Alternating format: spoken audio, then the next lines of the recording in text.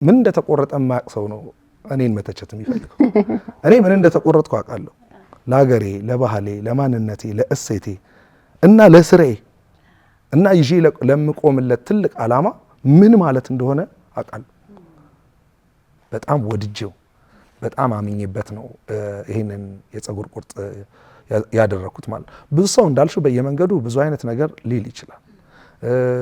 የገጠመኝም ገጠመኝ አለ እና ሰው አንድ ቀን ቁርስ ልበላ ከጓደኞቼ ጋር ተቀጣጥረን ቦታ እኔ እንዲዝ ትንሽ ቤቷ ተወዳጅ ነገር ስለሆነች የቀደመ ወንበር ያዝ ምናምን ተብሎ ደረስኩ ማለት ነው።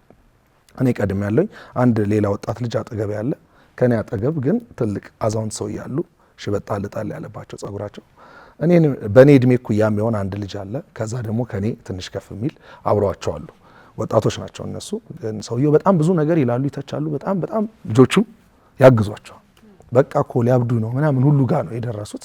እሰማለሁ ግን ምንም ልል አልቻልኩም። ልጁ ደግሞ እየሰማሁ እንደሆነ ጮክ ብለው ስለሚያወሩ እየሰማሁ እንደሆነ ስላወቀ እንዳንረባብሽ ብሎ ያው ወንበር እዛ እኔም ልሄድ ነው ምናምን ይለኛል፣ የኔን አቴንሽን ለመያዝ ማለት ነው። ምንም አላልኩም። ሰውየው ብለው አለቀባቸው። ለመሆኑ ብለው ነክተውኝ ምን ልሁን ብለህ ነው እንደዚህ ያረኳል? ከዛ እሺ ጋሼ ስለ ጸጉሬ ነስ ጋሼውን ተወዋል።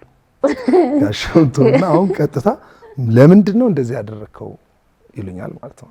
እኮ ጋሼ ቆይ እኔ ከጥያቄ ልጀምር፣ እርሶ ለምንድን ነው ይሄን የተቆረጡት? ስሙ ምንድን ነው ስላቸው እኔ ምን አውቃለሁ ቆራጩን የቆረጠኛል።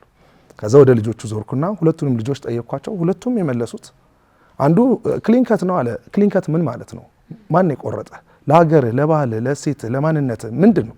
ምንም አያውቅም። አንዱ ፍሬንች ነው አለኝ። እሺ ፍሬንች ምን ማለት ነው? ምንድን አሁን ይሄ ሁሉ የጠየቅኩትን ለአንተ ለማህበረሰብ ምንድን ነው ቫልዩ? ምንም አላውቅም አለ። ስለዚህ ጋሼ እኔ የተቆረጥኩት አሁን የነገርኩሽን ታሪክ ስነግራቸው ሰውየው ብድግ ብለው አቅፎ ጸጉሬን እያሻሹ ነው ይቅርታ የጠየቁኝ ማለት ነው።